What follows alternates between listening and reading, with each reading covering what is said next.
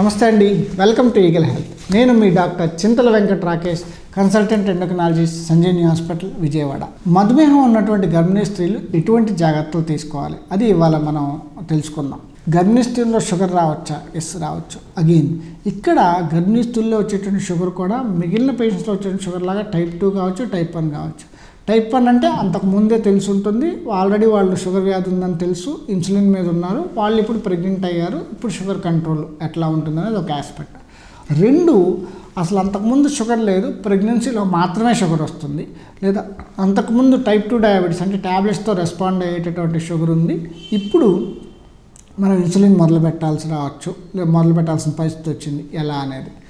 So already ఇంతకుముందు type 1 diabetes ఉండి వాళ్ళు ప్రెగ్నెంట్ అయితే కంపల్సరీ వాళ్ళు ఆ ఇన్సులిన్ వాడాల్సిందే, ఆ ఇన్సులిన్ డోస్ అడ్జస్ట్మెంట్ ప్రకారం చేసుకోవాల్సిందే.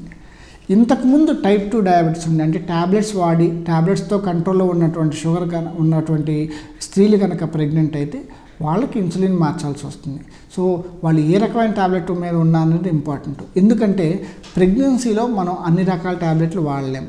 కొన్ని రకాల ట్యాబ్లెట్లు, ముఖ్యంగా చెప్పంటే ఒక రకం ట్యాబ్లెటే వాడగలం, మెట్ఫార్మిన్ అనేటువంటి ట్యాబ్లెటే వాడగలం, మిగిలిన ట్యాబ్లెట్స్ వాడలేం. సో అలా వాడలేని పక్షంలో అంతకుముందు వాడేటువంటి ట్యాబ్లెట్ డోస్కి అనుగుణంగా మనం ఇన్సులిన్ వాడాల్సి వస్తుంది. లేదు, మొట్టమొదటిసారి ఇన్సులిన్ ప్రెగ్నెన్సీలోనే షుగర్ ఉందని కనుక్కున్నారు, వాళ్ళకి ట్యాబ్లెట్స్ ఆ ఇన్సులిన్ అనేది వాళ్ళ షుగర్ యొక్క లెవెల్ని బట్టి మనం నిర్ధారిస్తాం. సో ఎవరిలో అయినా ఒక రకం ట్యాబ్లెటే వాడగలం, అది మెట్ఫార్మిన్ మాత్రం, అంతకుమించి వేరే ట్యాబ్లెట్ వాడలేము. రెండోది ఇన్సులిన్, ఏ రకం ఇన్సులిన్ వాడటం అనేది ఇంపార్టెంట్.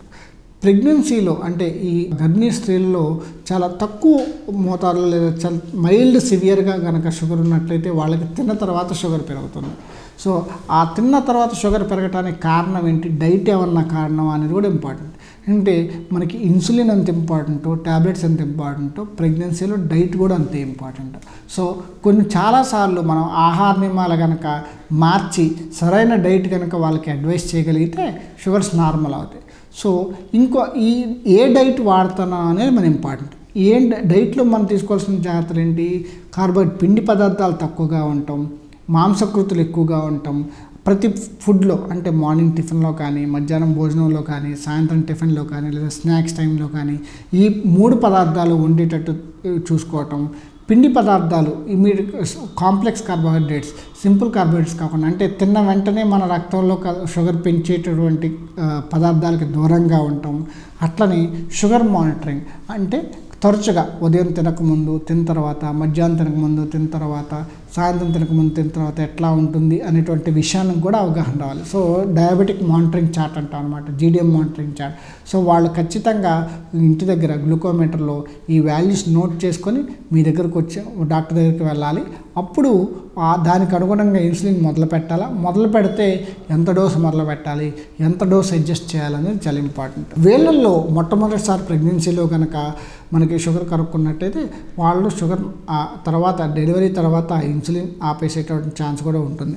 ఎందుకంటే షుగర్ మనకి ప్రెగ్నెన్సీలోనే వస్తుందంటే అది హార్మోన్ ఇన్ఫ్లుయెన్స్ అనమాట. కానీ ఒక్కసారి డెలివరీ అయిపోయిన తర్వాత ఆ హార్మోన్స్ అన్నీ ఏముండవు కాబట్టి నార్మల్ అయ్యేటువంటి ఛాన్స్ కూడా ఉంటుంది.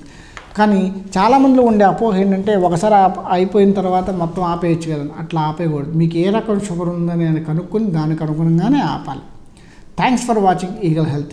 మీకేమైనా అనుమానాలు ఉంటే కింద కామెంట్స్లో మెన్షన్ చేయండి, దాన్ని నేను రిప్లై ఇస్తాను. Like and subscribe Eagle Health and Beauty.